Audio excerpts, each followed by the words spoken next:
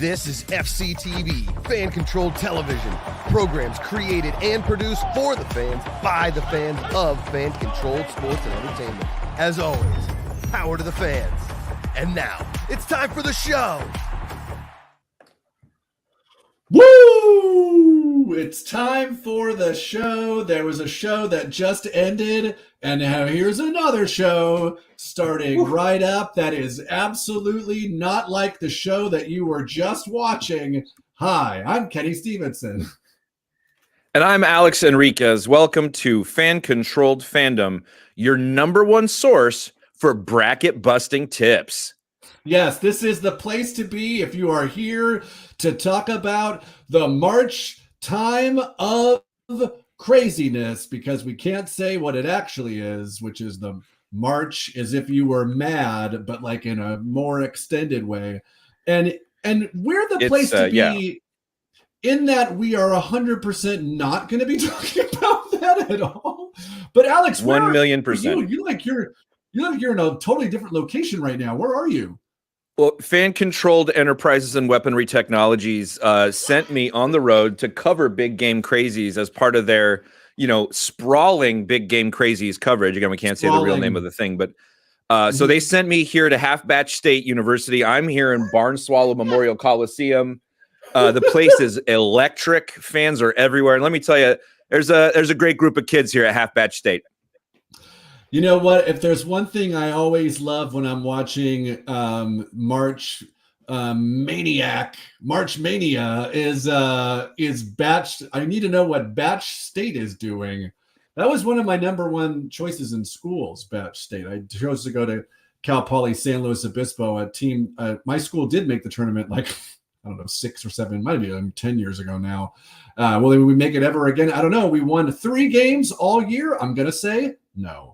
They got in as a slim undercard wild card in the Tostitos Scoop'ems Bowl, and they're really making some progress here. There are, like, we'll actually start talking about nerd stuff in a second. There is actually more and more there are more postseason tournaments besides the big March Maniac time. There's the NIT has been around forever, the National Invitational Tournament. There's now called the CBI College Basketball Invitational. There's literally 5 tournaments. So I think eventually what's going to happen is that everyone's going to make the postseason, and it's all going to be sponsored by Mega Amazon. That's 10 years away now. I've heard rumors here in the hallways that they're going to basically start the season. There will be preseason, and when preseason ends, you're immediately in postseason. Fantastic. All right, let's get to what we're actually doing, because this is the Cape Space. We're not in the March Mania. We're in the Cape Space. We are talking about all types of fandom content that involves capes, superheroes, people fighting dragons, people flying in ships, people wearing the most Guga outfits ever since the 90s. Today we're talking about, are my glasses crooked? I just got them fixed. These are new glasses too. What do you think about these frames? Those are terrific, Kenny. I mean, I don't have my usual monitor set up because, again, I am here on location doing a remote broadcast. But you look great in the thumbnail. Thank you very much. So today we're talking. As I said, today we're going to party like it's X-Men 97, 2000 party over. Oops, out of time. Because today we're going to party like it's X-Men. We're talking about the new X-Men 97 show, which, man, 100% on Rotten Tomatoes. That's not a joke. But we're going to talk about it soon. But first, I got to get it queued up here. We got to talk about the quick pieces of nerd news. And there's a stinger that we play. Get ready to have your ears assaulted. Here we go. Quick hits. Yeah, the kids here just went nuts. They couldn't hear it, but they were just asking if we played the quick hits stinger. Alex, I'm not going to lie. I'm having a hard time hearing you over just the thunderous crowds there at Batch State University. It really is. Let's kind of thank you very much. You can't beat that enthusiasm that Big Game Crazies brings out. Big Game Crazies, sponsored by Dr. Pepper. I think it's actually sponsored by Dr. Pipper. Yeah, or like Dr. Pipper. It's a stomach medicine. Or what's that like stevia brand Dr. Pepper? It's called like Dr. Ziffer, whatever. Anyway, If you're me, it's Dr. Ripper. I can't do that stuff. It same. got an intolerance. Growing old. So this is a big week for trailers. If you're somebody who likes to watch, doesn't like watching content, but likes watching teasers for those pieces of content, then this was your week. The biggest trailer we got, undeniably, unequivocally, is for Star Wars The Acolyte. This trailer dropped on Monday night, I believe, or Tuesday morning, somewhere around there. I just remember texting Alex, holy F, The Acolyte trailer. This looks amazing. Alex, you know more about the High Republic than I do. Can you give some people, this is the first live action show we are seeing that doesn't take place in the like main Star Wars continuity. So this is like 100 years before the Battle of Yavin, or before even the prequels. Give me some context. This will be, I think, 100 years before the prequels, which puts it at the end of the High Republic period, which is pretty far after the High Republic period that media has been covering so far in the last couple of years. The books, the tie-in, comic books, all those things have really been covering a period about 200, 300 years, I think, before the prequels. So this show will take place far outside of that continuity, which means there will only be one character from that pre-established High Republic story arc that'll make it into the Acolyte. But this is potentially, and I was thinking this, which then EA Voss on New Rockstars confirmed. Constantly referencing him. Well, he's the sharpest dude out there when it comes to this stuff, but it really is. It feels like it could dovetail into the prequels. You see how this like glorious High Republic full of Jedi falls into the kind of corruption and waste that we see at the beginning of episode 1. Yeah, this, for those people, to give some context what we mean by the High Republic, this is a time when this was kind of a series of continuity that was existed, that was launched about 4 years ago. It was around 2019 or right before the pandemic, I believe, 2019, right around there.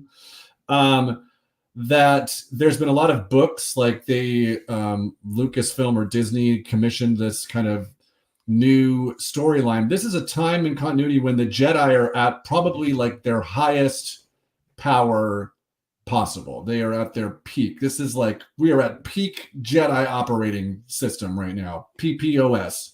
PPJOS. Really, that to me has been the most fun part of reading these books and familiarizing myself with this new continuity. Is basically they're superheroes. There's a bunch of superheroes running around, and even though they haven't had to fight a war against the Sith for 1,000 years, and they make a point of saying all the time that like, oh, all this dueling practice they do with lightsabers is really ceremonial, because nobody for 1,000 years has fought anybody with a lightsaber. Yeah, but they all have them. And they all just rip butts with those lightsabers, to the surprise of most of the villains. Most of the villains think they can catch the Jedi napping, but the Jedi are like 100% keyed up, big powers. It's like, that's a lot of fun as a longtime Star Wars fan to kind of explore. Yeah, and this trailer really pushes that, but you get to see, like, we're in a world where Jedi, in their Jedi robes, more so because when we see them in the prequels, we only see a limited amount. Like, when the camera pans up and we're in kind of like a typical Star Wars-y bar kind of place, pans over, we see a Jedi with their hood up, and that face turns, and it's revealed to be a fandom staple in Carrie-Anne Moss from the Matrix movies, from Jessica Jones. And then she just proceeds to have this like hand-to-hand combat fight that we just have never seen a Jedi do. And it's just like, after what you could have just shown me that like 5 seconds, and I would have been like, I will sit in this spot and not move until this show comes out in June. I'm in. Well, Kenny, we did see it once before. Ezra fought off that's right, with his, or Hati, or like, whatever her name was. With his hands. Yeah, he grabbed onto that lightsaber. Sabre, exactly. But Sabre. what we do see in this is that there is a red lightsaber, and we do see one of the probably the coolest shot of this trailer is we see a whole row of Jedis led by Squid Game guy, a show that I know you definitely didn't watch because that's definitely scary. Ooh, scary. Wonderful actor whose name I'm just disrespecting by calling him Squid Game guy. Wonderful actor, and we see him in just a row of Jedi, and this like red lightsaber comes flying at them, and then you see them all get like pushed back, like kind of force pushed, which has a lot of people saying like, is this for the first time when we see a hand? Is this the first time we're going to see Sheev and Palpatine, or is this the first time we're going to see Darth Plagueis, who the story goes, Darth Plagueis is who Sheev and Palpatine, good old Sheevy, murdered his master to become the Sith Lord. And we are all familiar with the tale of Darth Plagueis the Wise. That is such a wild part of the prequels. Like the information there is great, but can you like the concept of like, well, they're watching like a space opera, and they're just going to talk about it while watching a space opera. But the space opera is also this like giant floating piece of water that's going to be. It's just every time I watch that scene, I just was like, how did they even conceptualize this? Looks so silly. But I think George was in the bath one night. Maybe, yeah. What if we just took these bubbles from out of my bathtub and made that what they were watching? But not that. And then they went, it's just going to be that. It's just going to be that, isn't it? Not Brontos. Yeah, I think that I'm just asking. This is coming out in June, so we got about 3 months here. And this is something that, in terms of what this show has to do, it doesn't have to do anything. It doesn't have to further the Mando timeline. It doesn't have to further the Sky. It doesn't have to add to the Skywalker. It literally is just operating in space that there's nothing live action. So I think because of those stakes, and because it's the woman behind Russian Doll, which is an excellent show, Leslie Hyland, I believe her name is. I'm really excited for this. This looks fantastic. Same. Great trailer, and I think. Yes. There's a potential. I have to go back and watch it, but that big training room, we're so used to seeing that from the beginning, where that Jedi Master is really, I think in the show his name is Sol. Oh yeah, he's addressing all these Padawans, but that doesn't necessarily have to be on Coruscant. The Jedi are at a place where they have Jedi temples all over the galaxy, including on beacons and satellites all over the place, and there's field marshals that run these things. Like the Jedi Order is so massive that the power is way, way less concentrated in Coruscant. It definitely seems like at one point in this trailer that they're on Octu, which is or Octo, I believe is how you pronounce it, which is where Luke is during The Last Jedi, which is one of the first Jedi temples. So right. It definitely seems like that's where they're going. Eric Voss was pointing out that he thought they were on Coruscant at that beginning video but the thing that would be cool about that is that the skyline isn't as full because it's 100 years before the first time we've ever seen Coruscant, which is in the prequel. So, give a city 100 years. Imagine what LA looked like 100 years ago. Not much of a skyline, right? But there were a lot of, Charlie Chaplin was all over the place, and you don't want to read what he was getting up to 100 years ago. Oh my goodness. No, you don't. But I think that some of the interesting things they get to play with, for instance, in the High Republic, Bacta, that tank that Luke is floating in Empire Strikes Back is Bacta, and Bacta has been around in Star Wars forever. It's just kind of how they heal people, and it's established in the High Republic continuity that Bacta is really, really new then. So Bacta, by the time you see it, is only like 200 years old. And it's an interesting, to me, it kind of helped raise stakes almost, that like, oh, these people that get gravely injured out in space don't necessarily have a dependable way to just like retcon their body to health. Yeah. Climb out of the Sarlacc pit and exist. Yeah, exactly. Like that's just coming, and that's one of the things that puts, the reason, the hyperspace lanes are shut down because of this big calamity. And one of the things that they're saying, hey, you need to reopen the lanes, is so we can move BACTA around to help people that were victimized by the disaster. We got to move that BACTA, keep that BACTA pushing. Yeah, this stuff is all really fun. If you're a big Star Wars person, even if you're not a Star Wars person, this is something that you can watch without literally like really much. Oh, well, I haven't seen Andor or whatever. It doesn't matter. This is going to exist. I mean, I'm sure there'll be like a million Easter eggs for people who do know everything, and somebody will walk in, and I'm sure Yoda's going to, because Yoda's alive. He's 900 years old when he dies. So and if you read the High Republic comics, he's there. I mean, I'm sure like Yoda will walk around one episode and go like, to Coruscant you go, or whatever. We were discussing retirement. Oh, absolutely. Give that guy a job. He needs his SAG healthcare. But we were discussing like the time frame and who is on the table, given it's 100 years before the prequels, and that's like Chewbacca, C-3PO, R2-D2. I think maybe Akbar, but certainly Yoda. And then they also play with time quite a bit, because we're talking like it's 100 years, and Sheevan Palpatine isn't like dust. Characters are like, it's 100 years since the High Republic, and the one character they're bringing up from the books is like that means she's like 117 years old. She mean played by somebody in their 30s.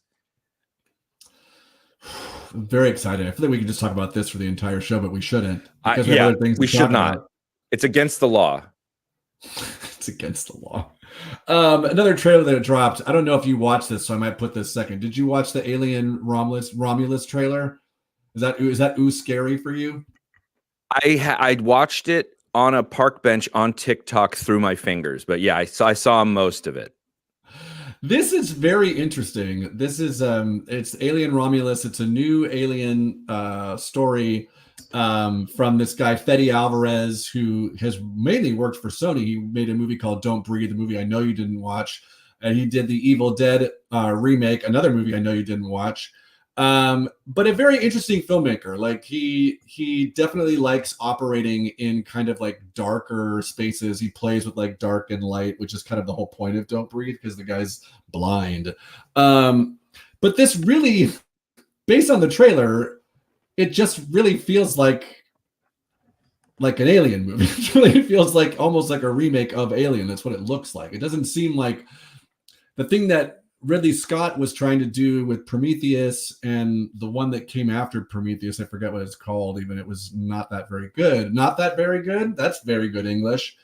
He was trying to build out this like prequel lore. Thank you. Trying to build out this prequel lore. I don't know. I think this literally just seems like an alien on a ship, and that's it. I mean, there's some cool stuff in it, like, some grabber aliens like latch onto people's faces and stuff like while they were moving. That was kind of fun. I mean, I'm in. I'll watch this, but it didn't necessarily seem like something that was like so compelling you have to go see. You know what I mean? Agreed. I think as I was detecting it was an Aliens trailer, I was thinking to myself, did we not include them in the turkeys that need to be trotted off? That's a very good point. We probably should have. In different hands and less IP-ified, I think you have something in the Alien franchise, because there's certainly fascinating lore that they developed in universe, and also a lot of very, very fascinating lore around the visual development and art direction, including like, I think that there is a design system, a graphic design system used for the signage and labeling on the ship that is used in some capacity today whenever science fiction design is being done. It's like semiotic design, something like that. But it's a weird little thing that they developed ancillarily for the visual system of Alien that has spread. And like, for some reason, this new batch of things, Prometheus and all those, they just don't grab. But they like, there's so many fascinating mysteries. Like, let J.J. Abrams loose in there with his mystery boxes. Like, who are those elephant guys? The space DJs? I guess they're the Prometheus people. Like, whatever. That's what we were supposed to learn in Prometheus. It was like, there was advertised as like, yeah, that weird guy you see sitting in that giant thing from Alien. We're going to learn who that is. And then you watch it and we're like, I don't feel like we're any closer to knowing who that is. Like, Rogue One was a whole movie based on like a line of dialogue, and it certainly worked. So yeah, it definitely feels like it is starting to get into this like kind of like we're just trying to figure out some way, like Terminator realm. Like we're just trying to figure. We have this IP. How can we make this into something? There's a TV show coming too, Alien TV show on FX. I don't know what that's going to be. I mean, I'm definitely intrigued, but I don't know if this is supposed to be some sort of reboot or a standalone or what. But it is there, and it is a thing that's happening, whether we want it to or not. Something else that's happening that I didn't know I wanted, but then after watching the trailer, I feel like I really want this now. Did you watch the Beetlejuice trailer? I have not. It's very short. You can watch it after the show is done. Don't watch it now. Stay tuned. I'm gonna watch. Okay, hold on. I put it on a TV here in the quad. I'm just gonna watch it real quick. That's what you wanted, right? For me to watch it right now? Maybe. I don't know. Did you watch? Are you watching it? Is it up? It's very quick. No, I'm just. I know. I'm just kidding. I'll describe. Basically, it's just kind of like flying around through the old town that they're in, and like all trailers, you have like a choir singing a classic song. So a choir is singing "Deo, me say Deo, daylight come, we want to go home," and then it's Jenna Ortega on a bike, aka Wednesday. You know, she is who is a big Tim Burton favorite, and she's a wonderful actor. The implication is that she's either playing Winona Ryder's son, Winona Ryder, who looks, I don't want to say exactly the same, but she looks very close to exactly the same as she looks. They have her in terms of like hair, makeup, costume, she looks exactly like her character did. And then you see one scene of Maureen O'Hara and Catherine O'Hara. Sorry, when I say Maureen, geez, it's like a woman who Gone with the Wind. I know, she's Catherine O'Hara. You see Wednesday. You see Winona. Goodbye, everybody. Thanks for watching the show. Good night, everyone from Half Batch State University. No, I actually heard that Winona Ryder has not been exposed to direct sunlight since 1975. Well, she looks different in the Stranger Things, but I'm just talking about the way they did her hair and everything.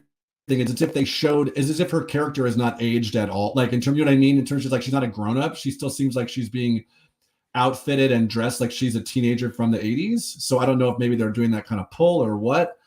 But basically, we then see Jenna Ortega kind of wandering around the classic house. She makes it upstairs. She pulls this sheet off the model of the town, and then it opens up. And then Michael Keaton as Beetlejuice, who definitely looks older. Like Michael Keaton is an older man, but he just is like, he shows up and it's Beetlejuice. And I'm like, yep, great, done. Thank you very much. I'm there. Thank you. It's Michael great. Keaton having my fantasy career? Probably. This guy, truly, started as a stand-up comedian, then gets some fun roles, Mr. Mom, stuff like that. Then gets Beetlejuice, then gets Batman, then does a bunch of great stuff. Then has like a dip in the mid 90s, early 2000s, doing stuff like Herbie the Love Bug, getting those paycheck roles. And then all of a sudden gets Birdman, a movie that I truly enjoyed. Wonderful movie. Like a lot of people like to talk junk on that movie. I thought that movie was fantastic. I loved it. And then now it's like, hey, do you want to play Bruce Wayne again in this terrible film called The Flash? And he's like, yeah, sure. Do you want to play Beetlejuice again? Yeah, sure. Let's do it. Great. Let's do it. All your great roles. Totally crushed all the your Oscars. Great, there's a bug. Oh, the thing at the Oscars was insane. I loved that. He's so funny, man. You forget sometimes that he was a stand-up. That's how his career started. He was a stand-up comedian in the late 70s, early 80s. Just fantastic stuff. He and David Letterman and Jay Leno were contemporaries. Yes, Freddie Emerald says, Michael Keaton, in my fantasy career, it's more likely than you think. Oh, okay, Freddie. Is Freddie Emerald going to be playing Batman soon? Let's go. We could jump ahead to the other news that I have. Some of the other news that I have. Did you watch the Penguin trailer? That just dropped today, though. The Penguin trailer. Did you see it? No, for the HBO Max or the Max series. For next thing, yeah, the Max series with Colin Farrell playing the Penguin. Yeah, I got to watch that too. Yeah. We're talking about the Batman. Jake Gyllenhaal has been hitting the press circuit promoting. He has a movie coming out today on Prime Video that is a remake of the movie Roadhouse. Excellent film. He was talking about somebody he auditioned to be Christopher Nolan's Batman. It was very close, but I think it all was down to him and Christian Bale, but obviously it went to Christian Bale. He is still a popular choice to play the iconic DC character, and now there's a new DCU Batman that's going to be needed. He was asked recently if he'd still be interested in playing Batman, and he said, "Oh man, that's a classic. It's an honor." Speaking of playing roles that other incredible actors have played in the past, talking about Roadhouse and referencing Roadhouse and Patrick Swayze, to me, actually, roles that other incredible actors have played in the past, which to me, actually, when I think about it, I'm going to play Iago in Othello. This is a really all over the place answer. He is playing Iago in Othello with Denzel Washington. And I think about the history of actors that have played that role through time, and I'm intimidated by that. So that's the first level. That's why I'm working on oh God, give me the answer here. What is this? Yes or no? Jacob. Blah blah blah blah blah. Better view the film. Fortune mixed bride that he's hoped to use. It's pretty interesting. By the way, all right, whatever. Let's just say this: Batman is not known for his wordiness. So if this was an audition, what a terrible piece of interview content that I found. Let's just ask. I'm going to ask you: what do you think about Jake Gyllenhaal as Batman? What do you think? I think he's got the goods for it. He's not. I mean. Not that I have compiled a list yet of who I think should fill the cowl, although actually, you know what? Tuck Watkins. But, sure, let's do it. I mean, if James picks him, let's do it, man. I trust you. That's a good point. I actually love Jake Gyllenhaal in this. If anybody has been following his career pretty much for like the past 5 or 6 years, maybe more than, go back to Nightcrawler, great movie. If you say what you want about Spider-Man Far From Home, crushes that movie. Fantastic as Mysterio. I just think he's fun, man. I think he has the body. I mean, if you've seen any trailer for Roadhouse, he looks like him and Glenn Powell are like in the camp of like, what's food? I don't eat food. I just work out all the time. That's where he is. I like this a lot, actually.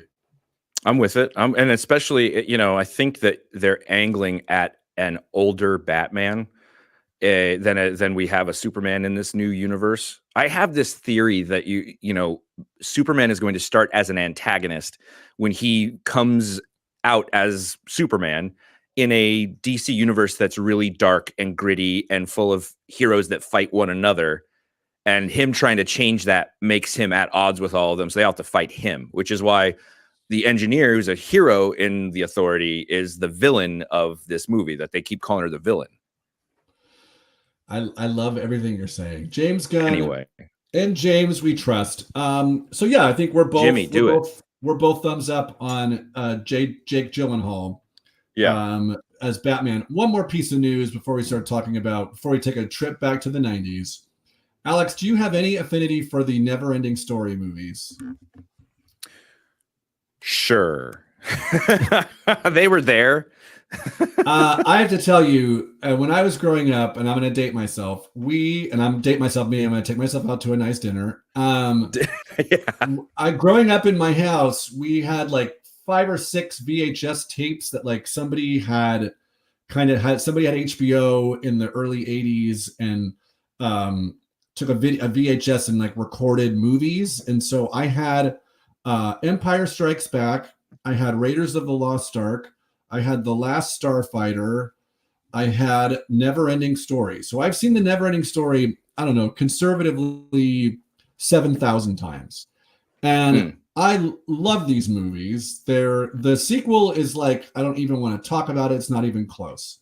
But apparently they are looking to reboot. I'm trying to get the information as to where it's supposed to be happening. A series of reboot films are set to be produced by Ian Canning and Emil Sherman for their production company Seesaw. What? Whatever. Oh, this sounds like it's going to be a high budget affair. There's been a whole series of Never-Ending Story movies that they made. They were like these big American, Canadian, German co-production because the original book is a German book. And so there are of like, I think they, the sequel had what's his face from Sequest as the lead. Rest in peace. And he rests. Jonathan Brandis. No, terrific performer. Nothing against him. He was the star of that movie. Then the third movie, I think the lead from Free Willy was in it, or the fourth movie. Did they make a third one? They made a whole bunch of them, dude. Well, they shot them all in Europe. To me, the first one is Chef's Kiss, and Jess is right. Atreyu, baby. I'm all about them dragons. Give me them hairy dragons with a guy with a stick underneath its mouth that we green screen out, going like this, making its mouth move. Fantastic. It really is so capitally weird. You go back and watch that movie, and you're like, this is what they meant. I mean, it's cool. It's very different, but there's some just very European crap in there. I'm gonna give you a hint. I'm gonna give you a tip. If you live in a state in which that is, how do I say this? 420 legal. Because I don't want to, I don't want to give anybody, whatever you do what you do. If you were to partake in, let's say, something that you could ingest it via your mouth and eat, and then watch that movie, thumbs up. 2 thumbs up. All right. Okay. All right. Again, if it is legal and safe to do where you are and you're around people you trust. Which is me and Alex and I is all the time, baby. We're in California. Yeah. Keep it clean. Keep it green, baby. Yes. We are on the Fan Controlled Sports and Entertainment feed, the Twitch stream, the YouTube, the X, Facebook, all the things. We do one piece of sports news every week. Alex, take us out to the paddock racing. Let's go. Well, some late breaking and unfortunate news from the Australian Grand Prix. Williams driver Alex Albon, although healthy, suffered a crash that destroyed his car. Now, without a third chassis available until next race, the Williams team has decided to retire Logan Sargent and run one car with Alex Albon. So Logan Sargent, the American racing driver for Williams, will be sitting out the race. It is an unfortunate and necessary and just head-scratching decision, something that this relatively recent fan hasn't seen in all his time, but it will sure make for more drama around an already very dramatic Formula One season. Back to you, Kenny. Yep. This is the time of the show, too,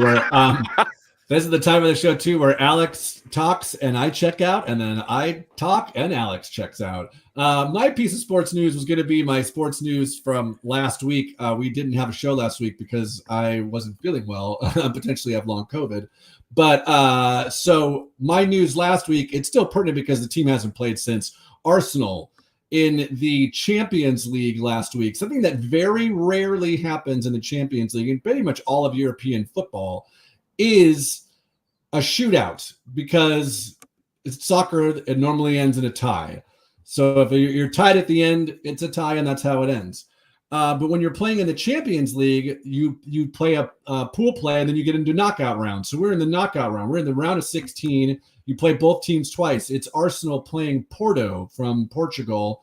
The game ends in a 1-1 tie. We then go to 2 15-minute. It's still tied. We go to shootouts, and Arsenal wins the game in shootouts.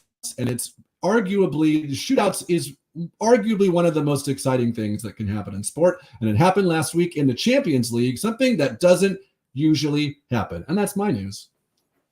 Wonderful. What an exciting thing that happened to you. It was very exciting. It was very exciting for me. Alex, I know I'm excited to hear who is our corporate sponsor, who has our corporate underwriting for the week this week. Well, the corporate underwriting this week is a brand new, it's a wellness focused community of businesses. It's the La Brea Wellness Plaza.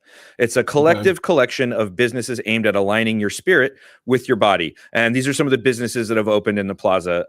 They wanted to kind of advertise on the program. So first is Gibbons Vegan Cafe, not just Beyond Meat on a bun, carefully crafted cuisine and sweet treats. You have Yoga Central, which is brand new state-of-the-art yoga studio.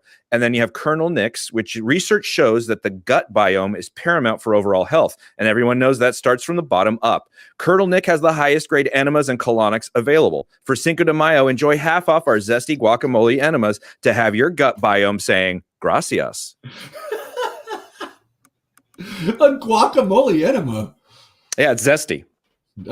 Yeah, it is. That's definitely zesty. That sounds like a lot. But hey, shout outs. What's the name of the business again? Well, that was Colonel Nick's, and if you think about how the word colonel is spelled kind of colonel Nick's. Colonel, I love that. Colonel Nick's. But that's the La Brea Wellness Plaza. It's a collective collection of businesses aimed at aligning your spirit with your body. Fantastic. If Freddie Airmail says it's the zestiest, you know what else is the zestiest? X-Men 97. We are here. We are here to talk about X-Men 1997. Quick primer. The X-Men was a show that started in 1992 and it ran for 5 years until 1997. It ended, and then now Marvel Studios announced they were going to bring it back when they reacquired the property. It was teased as, we are just making the old show. It's going to look like it's from the 90s, and we'll get to that. But let's get a quick recap of the 2 episodes that we got. It was a 2-episode premiere. The first episode was titled To Me, My X-Men, directed by Jake Castorena, written by Bo DeMeo. I believe he wrote all the episodes.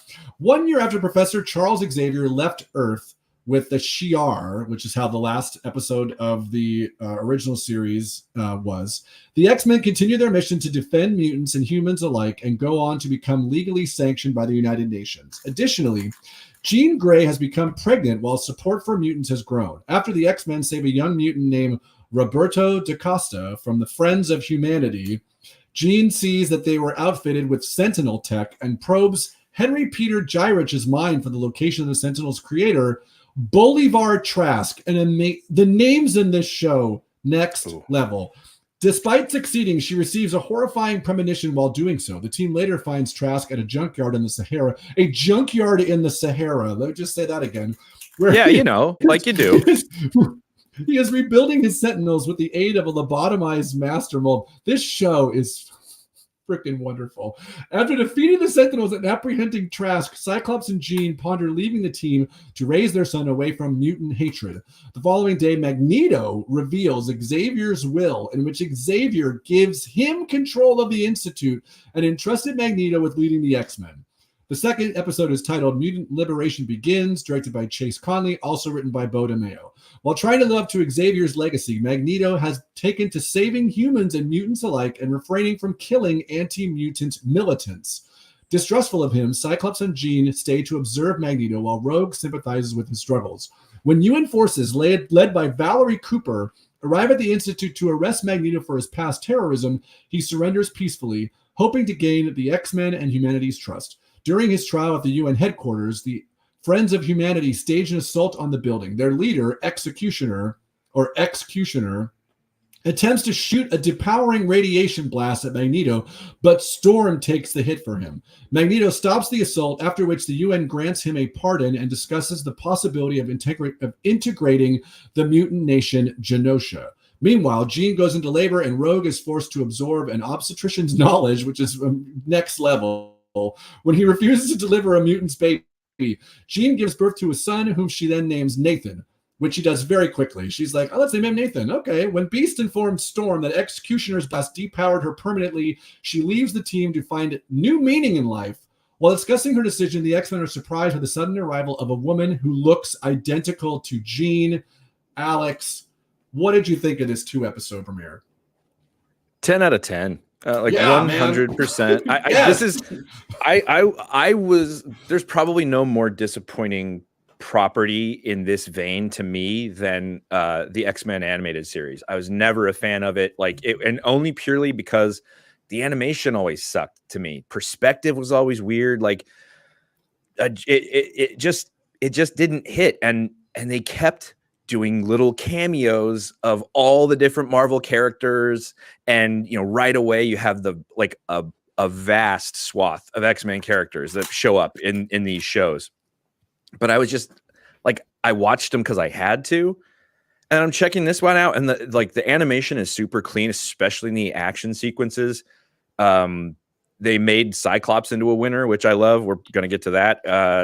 I'm super impressed with what they've done. And like while still making it, I think, family accessible, I wouldn't say like kid friendly, but like family accessible, they've really leaned into the themes that are at the core of the X-Men genetically, like more, like the whole allegory of the civil rights struggle, and they tied it to like how political it was without being political.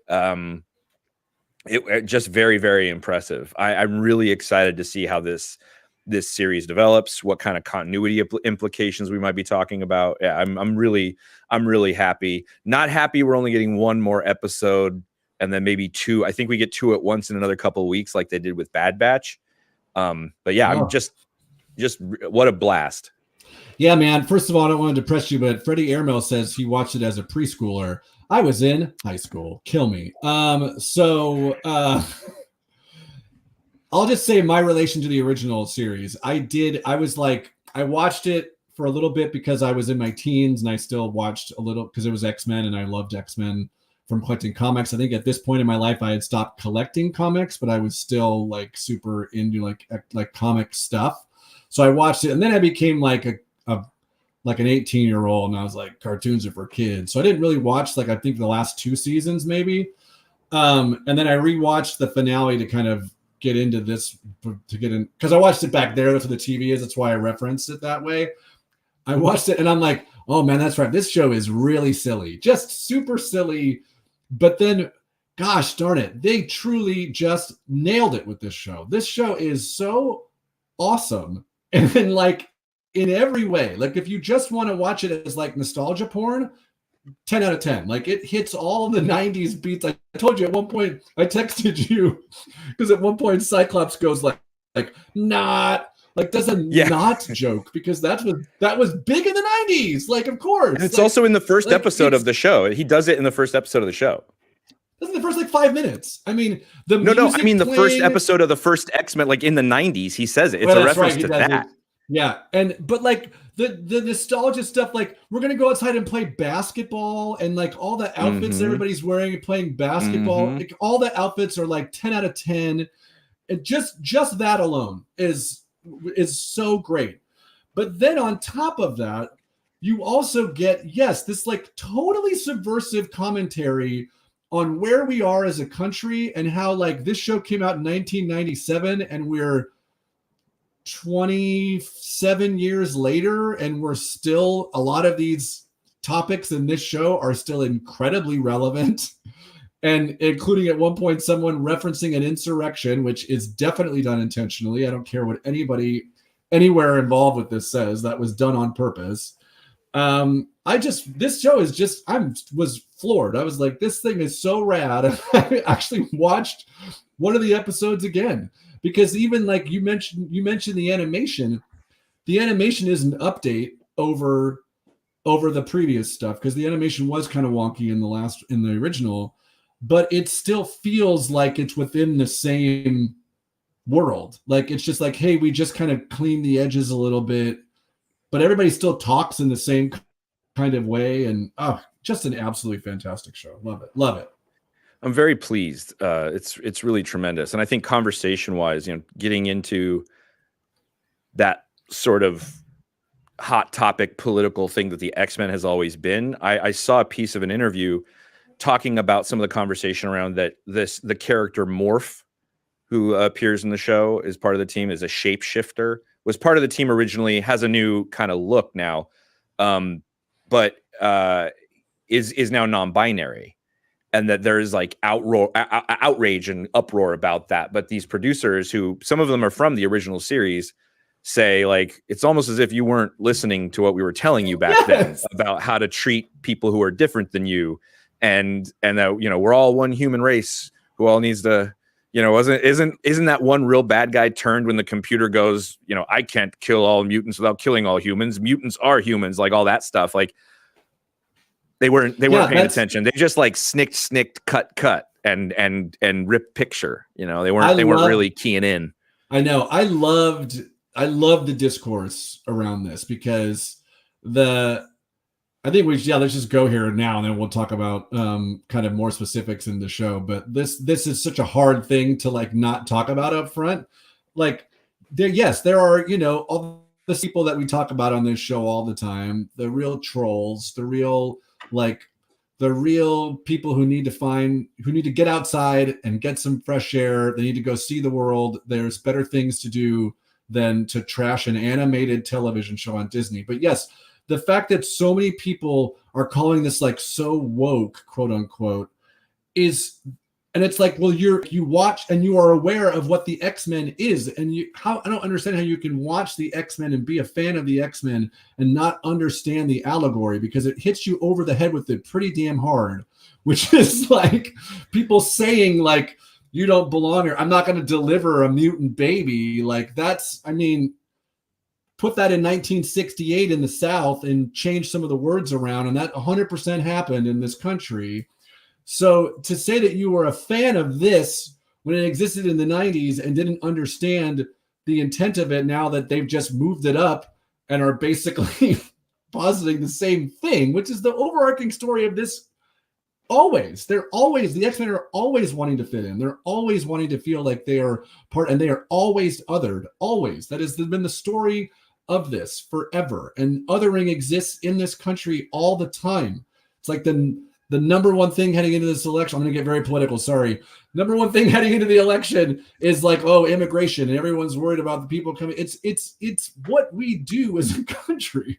So it's hysterical to me that people are like, oh God, X-Men is so woke now. It's like, woke now? It's always been.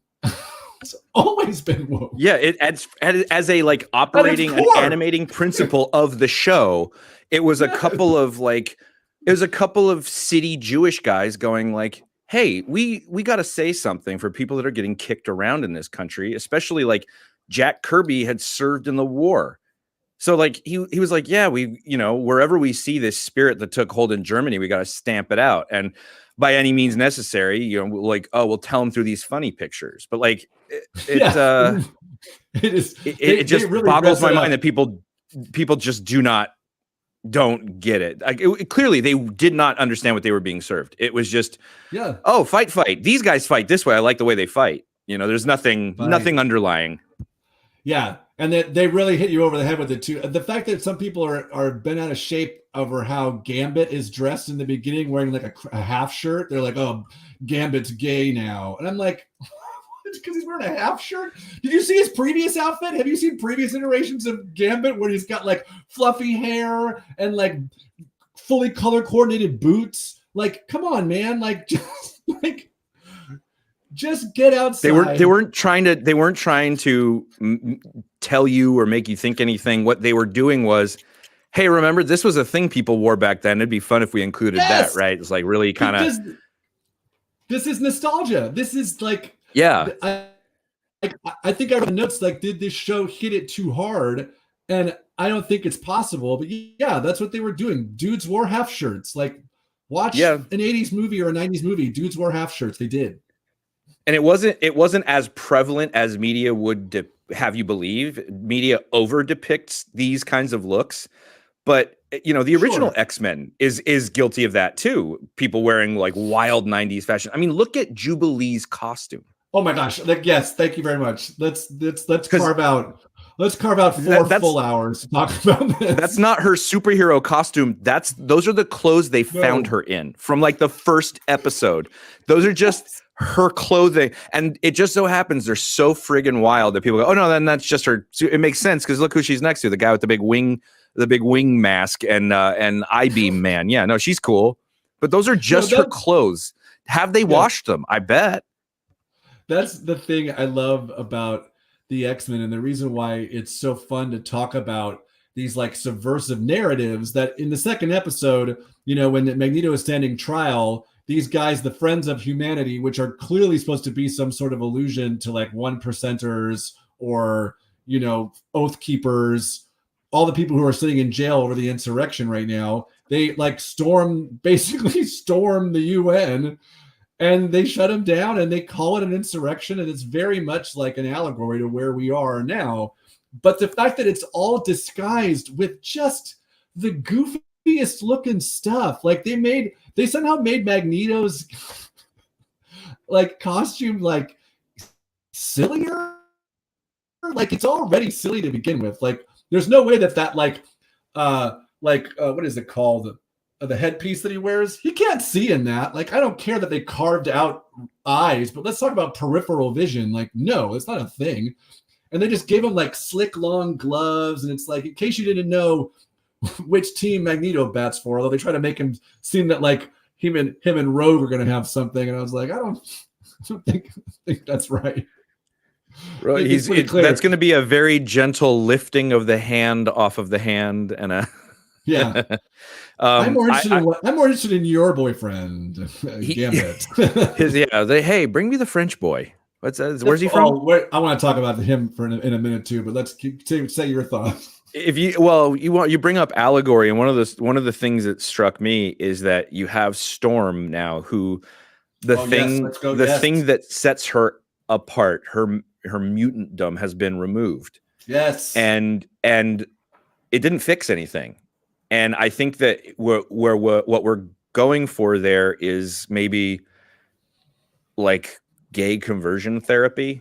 Like, oh, we can just turn it off and you'd be like, no, you're trying to remove an integral part of who somebody is. You're trying to deny that from them. What does the world look like? Permanent. That's what Beast says. This change is permanent. Yeah. So like, great. She now fits in, but who is she? And I think that that's an interesting conversation to have with young people and genre fans specifically right now. And the fact that it is a Black woman who is a corner of our country that is consistently put to the side, stepped on, talked over, stereotyped, all kinds of things. The death rate of Black women giving birth is like staggeringly larger than compared to other races. I mean, you don't have to slice medical outcomes that thin on any level. They're worse for Black women, tragically so. And I mean, like reflexively at the end of the episode, a depowered Storm, still looking like Storm, but she's wearing like civilian clothes. Oh yeah, and has like a full white mohawk, looks unbelievable. And reflexively, I'm like, oh, buddy, don't like you as a person, the way you look should not be on that bus without your powers. Super, like this show did all that. It had like probably some of the biggest swings that Marvel Studios has taken, or Disney, frankly. And it does it all with just some of the silliest crap you're gonna see. Like silly. Like let's talk about Gambit's accent for a second. What about it, mon ami? He said, like, I think he's supposed to be Creole or something, but he's not French. He speaks with like kind of like a New Orleans accent. I think it's really fine. Isn't Gambit New Orleans or something? Yeah, he's like Cajun. He's the raging Cajun. And I texted you like, oh man, Gambit's accent seems incredibly problematic. It does.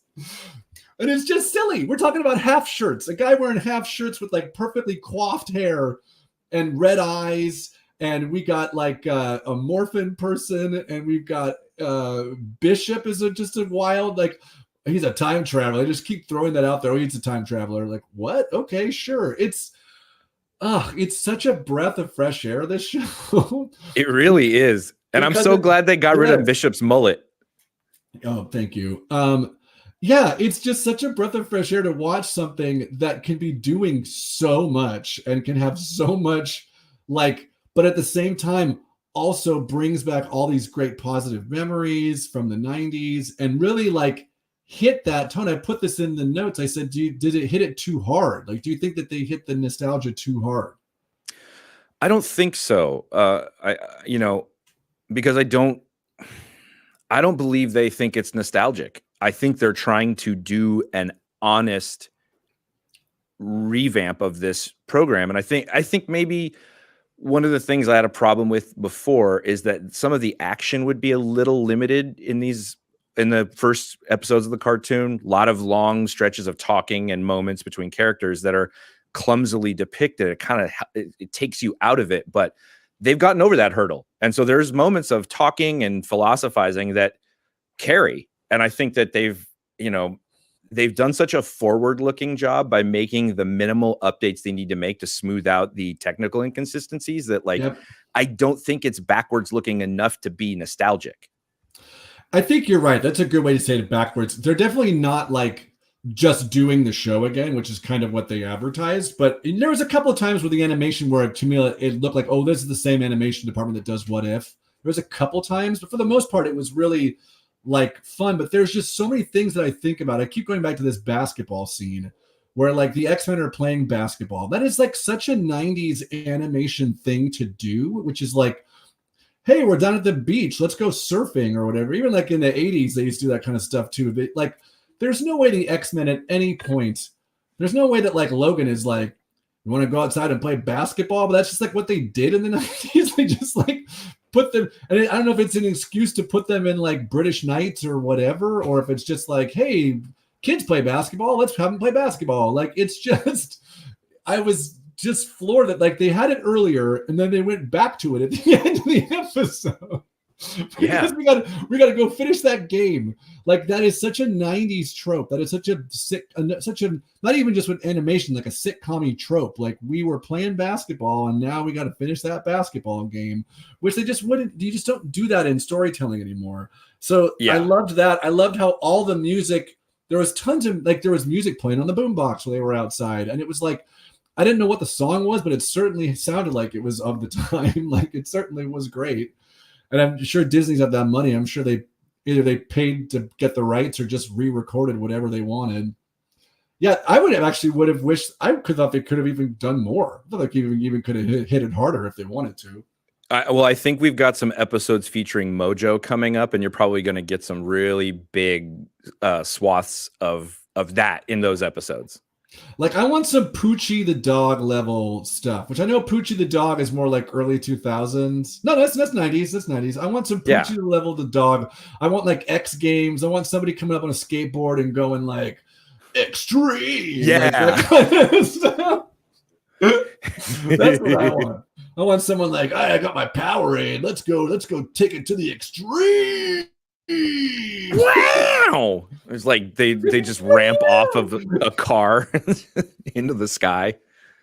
Oh my god. And yeah, Jubilee's outfit, I think, is also the fact that they like kept that fully intact, which is just bonkers. This like yellow trench coat and like her pink shades that she does not need to wear. They are like to put her next to Cyclops, who, if he does not wear those things on his eyes, as we saw a couple times in the first episode, if he just opens his eyes, the red stuff goes everywhere. Yeah. So like, to put her next to him with the even goofier eyepiece, but she's like, this is just decorative. This does not, influence my powers at all. Incredible. Oh my God. We haven't even talked about the dance scene in the club. Oh my God. Oh yeah. Oh my God. Oh my, incredible stuff. That was something that was a little bit, the music was not quite of the times. But the dance, the like kind of like, you know, a 90s animation where we can only really make this person do like kind of one move over and over again. Absolutely fantastic. And then I was like, Jubilee's, I'm like, her powers are already kind of like suspect as to begin with. Like, oh, she makes flashing lights happen. Okay, cool. Like, and they hurt you or something? Yeah. I don't know. How is she not Dazzler? Anyway, go ahead. But then at the same time, it's like, you know where this would work really well? A dance club. Mm-hmm. Oh, I just thought that was, yeah, I love that stuff. And the kid too was a little bit like, he could have had a skateboard, the like bratty kid at the beginning, Roberto Da Costa, whatever his name was. Oh. Yeah, Sunspot, founding New Mutant Sunspot. Well, that's what that was? Yeah. Oh my God. This show was, I was so pleasantly surprised at how wonderful this show was. Like, I did not, this show has no business being as good as it is, but it is.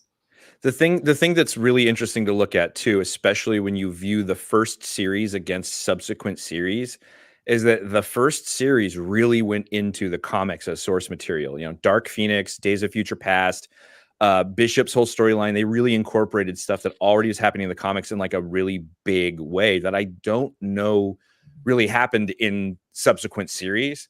And already them, you know, the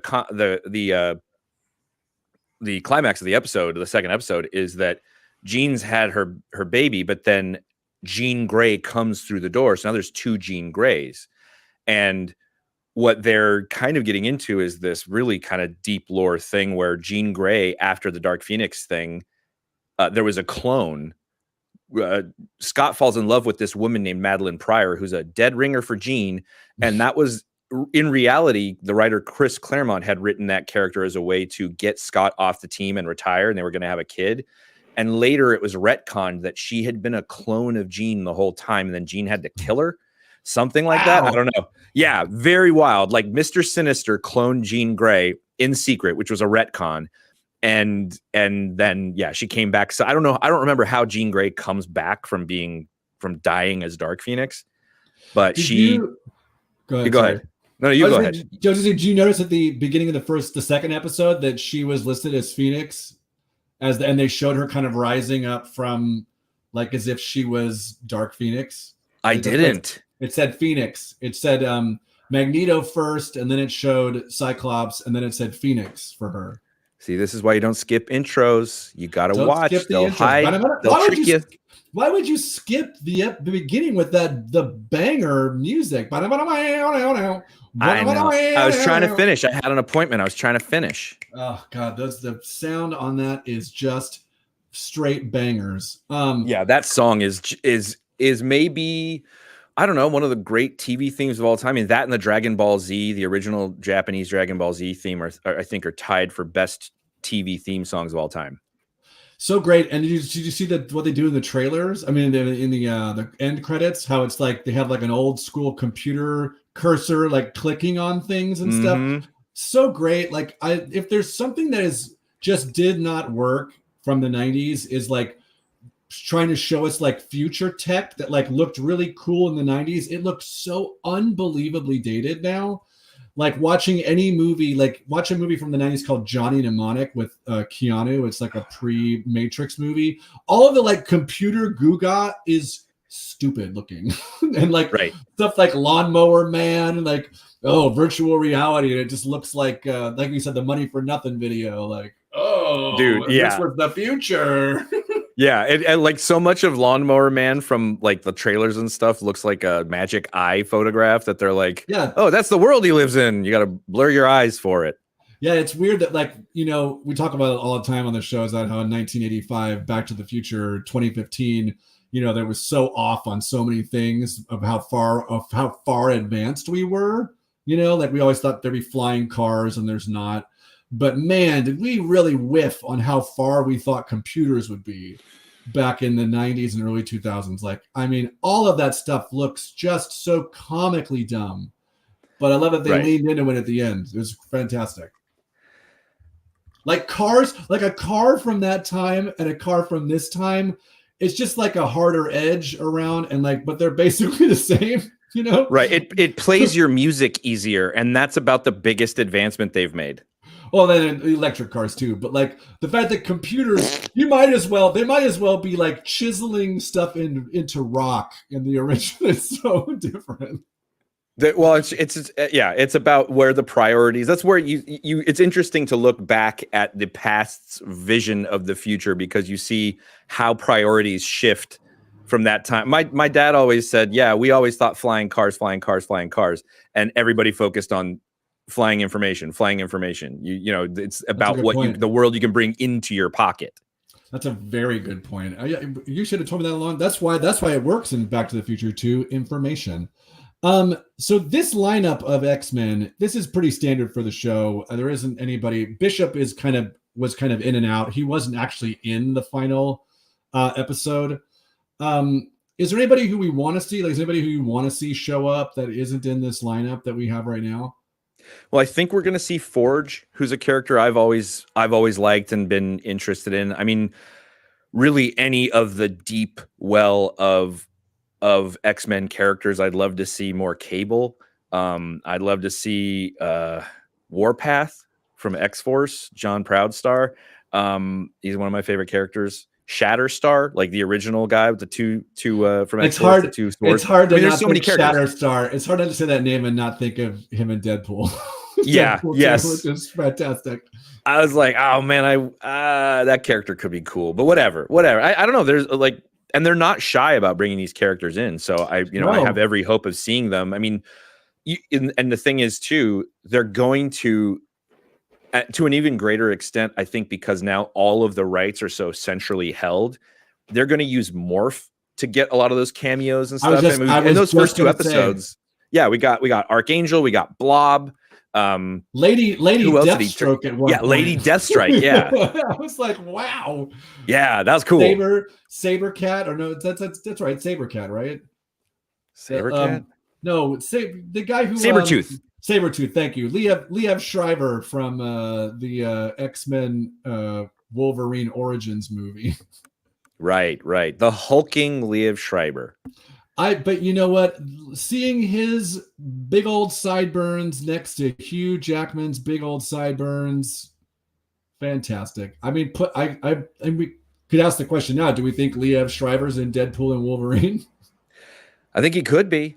I mean, it's on the table. I think everybody's in this movie. I feel like this is the movie because it's the only live action movie we're getting this year, and Doctor Strange in the Multiverse of Madness didn't have all the goo-gaw people thought it was going to be, like, oh, this is going to bring the X-Men in and blah, blah, blah. I think this is the movie that's going to do all that. I agree with you. This is the movie that's going to have as many freaking cameos as they can possibly cram into this thing is what's going to happen. And it's going to be Cramios. Wow. Who's your big winner for the 2 first episodes of X-Men 97? I think it's 90s kids.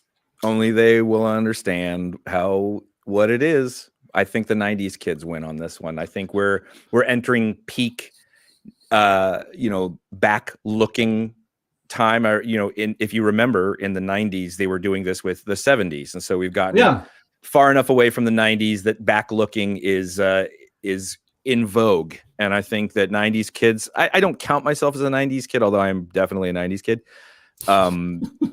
They're the big winners on this one. We are in power and control. That's a good call because I remember in the 90s, like a big 70s, bump. And I remember being super into it. And my dad being like, why are you into this time? This time sucked. Anyway, Bell bottoms. And then, by the way, if you go back to the 70s, what do they have on the air? Happy Days, Laverne and Shirley, back looking to the 50s. The 50s. But see, if we're talking about going to the 90s, we're talking about 30 years. We should be looking back to the early 2000s. Anyway. It's not a hard and fast rule, Kenny. Who's your big winner and loser? Who's your big winner? Thank you very much.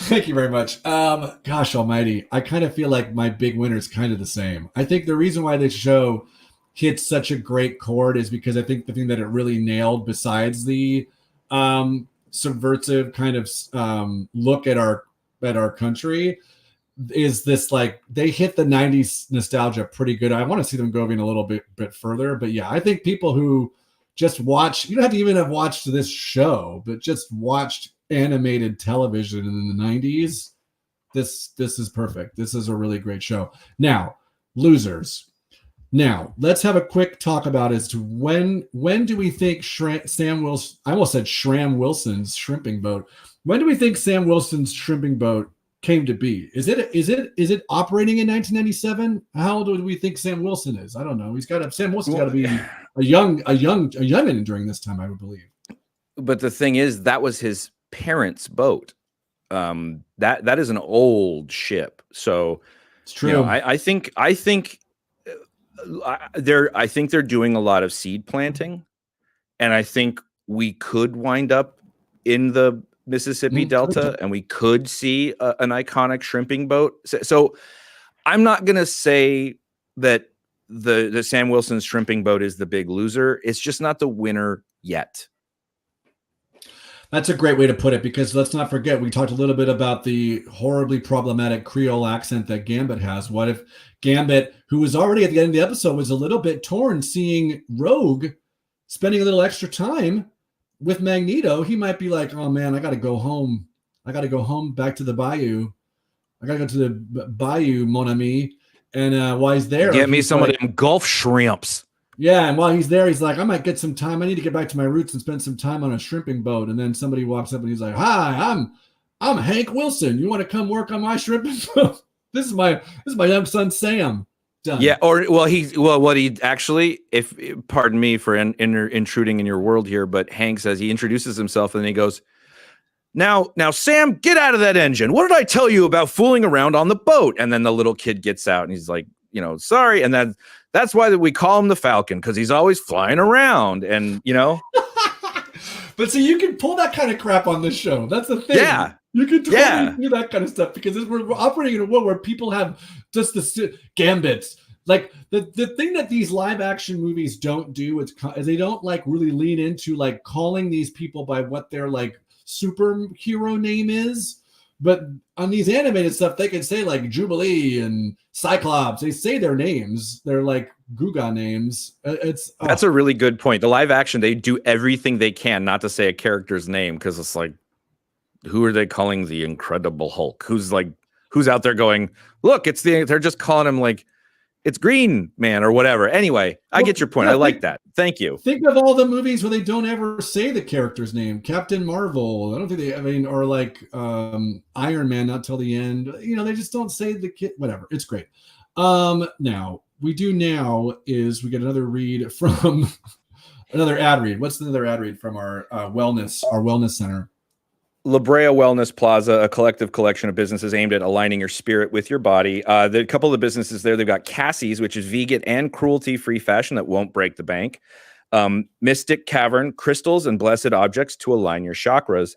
And then Empower Wash Hydrotherapy. A clean spirit requires a clean bodily system to reach maximum potential. And everyone knows that starts from the bottom up. Our high-intensity, high-pressure power wash enemas and colonics will blast every piece of chewing gum you ever swallowed in third grade from the walls of your butt guts faster than you can say, wow, I didn't know I could run this quick.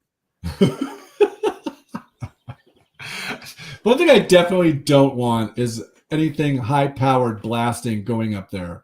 I don't.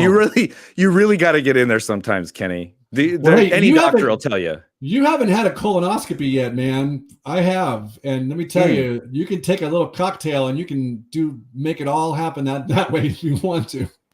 I have no idea what you just said, but I'm pretty sure we're not allowed to talk about that on Twitch. Once you turn 45, your GP will tell you all about it. You know what time it is? Well, he's gonna see a spick and span. It's gonna look like a brand new subway station up there when he gets the camera going. Be able to like go whoo, like blowing into a bottle, like an empty bottle.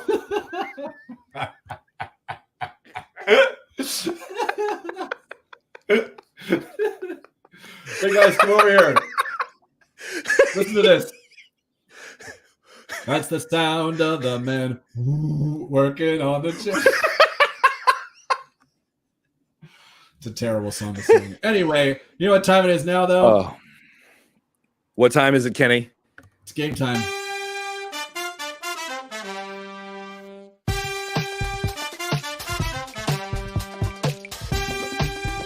Yeah.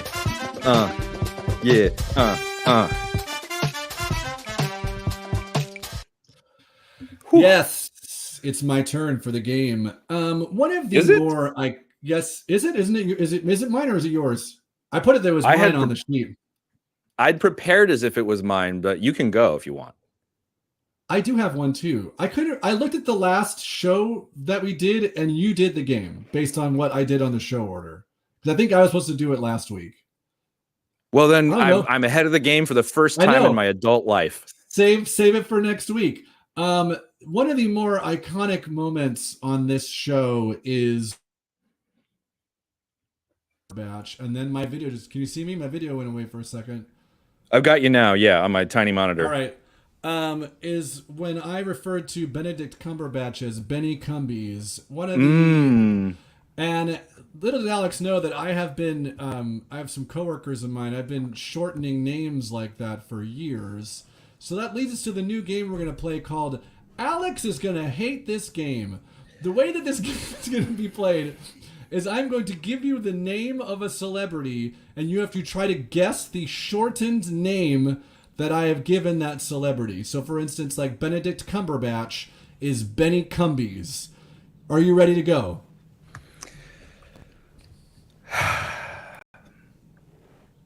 Let's do it. All right. Number 1, Joseph Gordon-Levitt.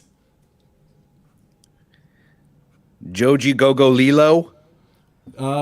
Pretty close. Jogo Levies. Number 2. All right. Number 2, we talked about him earlier. Jake Gyllenhaal. Jimmy Giggles. Jay Gillies. Okay. So far, none of these as upsetting as Cumbies. Number 3, Florence Pugh. Flo Pugh. Getting closer, but it's Floopies. All right. They just get stupider. You ready for the next one? I don't think I am, but you're going to go anyway. Okay. All right. Chris Hemsworth. Chi-Chi Hee-Hee. C. Hemis. Oh my God. This is so stupid. You know the next one? Yes. Here we go. Number 5. Mads Mikkelsen. Mitty Mickeys. Nope. Matty Mickles. You didn't get far past the rough draft stage on that one, did you, Kenny? No, that's a good one. Matty Mickles is a good one. Number 6. Number 6. Okay. All right. Lupita Nyong'o. Loopy No? No, it's just Loopies. Number 7. Charlie Hunnam. Choochie Hoo Hoo. Nope. C. Honeys. Number 8. Right. Charlize Theron. Charlie Threesies. This is a tough one, but it's actually just Sharon. Okay. Huh. Right. All right. Number 9. Yes. Saoirse Ronan. Sammy Klein. Leave the woman alone. She's been tortured enough by her name. And that was Alex is going to hate this game. I stand by what I said earlier. None of those nearly as upsetting to me on like a deep level that I really don't have a conscious reckoning of. The Benny Cumbies. None of those really match up to Benny Cumbies. Benny Cumbies is the best one. Here's a fun story. Before we had our kid, when you have a baby, you have to name it, and you have to like come up with names and stuff. And so we had a list of names, and my wife came up with a list, and I had a list. And on my list was both Saoirse and Siobhan.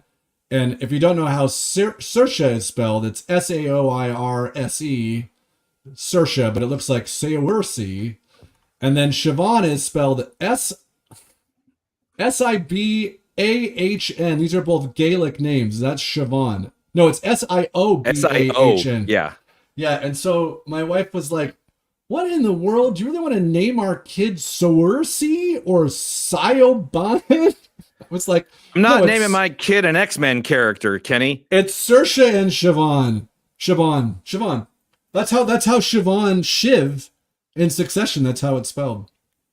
Yeah, read a book, clowns. Yeah, read a book. Speaking of reading books, you can get them from Hoopla. If you put in that was a great segue. If you put in your library card, you can read many comics, including a just absolute plethora of X-Men comics. Alex, what's your Hoopla recommendation for the folks?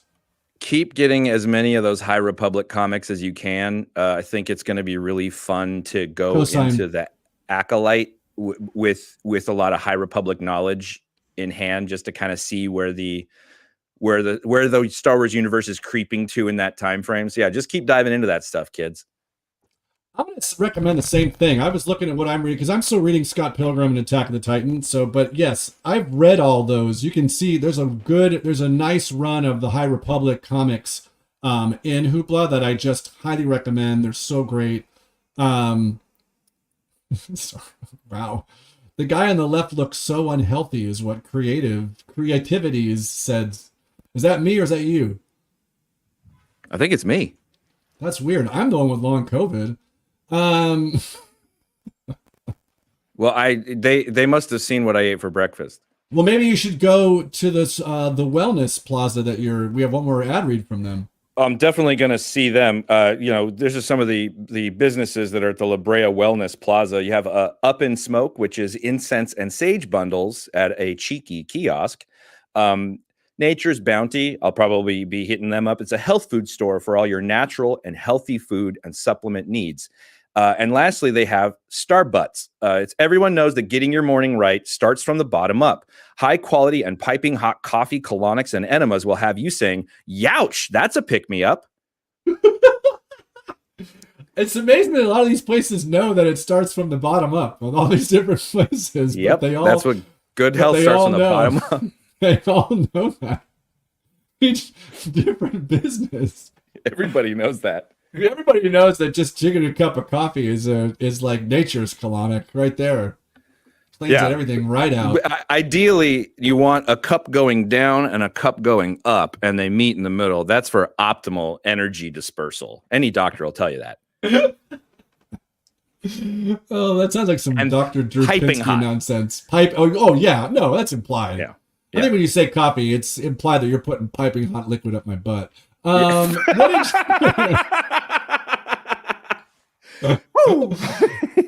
Getting towards the end of the show. Alex, what did your dogs think of X-Men 97? Well, we got to the end of the episode, and I looked down, and Lupo was like, "I really hated that." Not. Great job, Lupo. My dog, fully asleep. She's actually been asleep during this whole show, like right behind me. Fully asleep throughout the entire show, but in the same room. She wasn't in the bedroom sleeping. She was near me sleeping. So there was at least like enough to like pique her interest slightly, but not enough to actually watch it. So that's a big step up for her. That's great. Yeah, it was a win. It's a big win.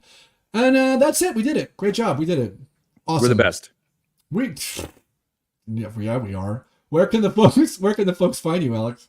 Well, for the next 2 days, I'm going to be handling Big Game Crazies here at Half Batch State University, here in Barn Swallow Memorial Coliseum.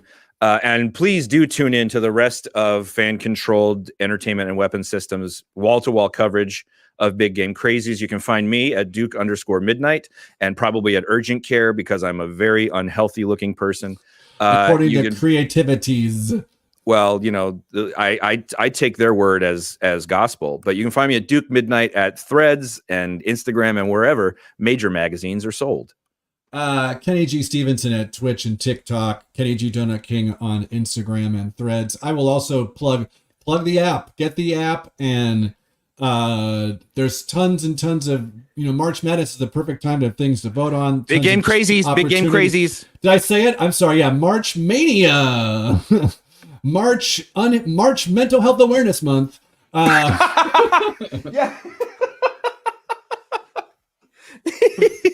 That's what it should be, frankly. What are we really talking about here? Yeah. They should be forced. I mean, can you imagine the amount of trauma that people who actually are suffering from mental health crises are feeling this whole month when everyone's like, oh, I got to get ready for March, the thing that it's called. And it's like, but that's every month for me. So yeah, that's my word for me. Yeah, tell me more about that. So get in the app, do that. And thanks for watching. We'll be back next week with something. I don't know, we can talk about X-Men. There's a new Ghostbusters movie out. There's going to be a new Godzilla and Kong movie coming out. Ooh, Googa. That is the Googa. Yes, I'm trying to get caught up. I watched the original Godzilla, not the original, the one from 2014, the one that started this like Monarch verse legacy thing. And I watched Kong Skull Island. Oh my gosh, what a great movie that is! Kong Skull Island, fantastic. Excellent. Eugene Cordero, friend of the show, Eugene Cordero in there. I love Eugene. He's fantastic in it, and it looked like they really just kind of put him. It looked miserable, the shootings for that movie. Like, we're gonna put you in a lake, and there's gonna be bugs all over you, but when that paycheck shows up, it makes it palatable for sure. Yeah. Ooh wee, yeah. What point me to the craft services. Yeah. No, I was gonna say point me to the scabies filled water. Yeah. Point me to the flesh eating virus. Let's go.